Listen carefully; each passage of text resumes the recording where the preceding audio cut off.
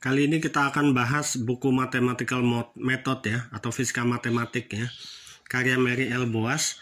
Buku ini ditujukan untuk mahasiswa sains dan engineering yang sudah ikut mata kuliah kalkulus 1 dan kalkulus 2. Nah ini saya beli tahun 94 ya di Jakarta waktu itu.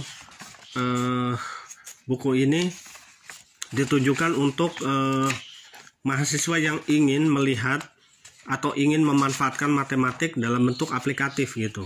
Gimana caranya kita melihat matematika lanjut after kalkulus itu dalam satu buku. Nah inilah bukunya. Ini lebih kepada penerapan ya, lebih penerapan dan lebih pada penggunaan dan lebih pada komputasi ya. Karena untuk aplikasi Anda tidak hanya butuh konsep tapi juga butuh skill. Jadi buku ini saya pikir cocok buat latihan untuk bisa menguasai bidang.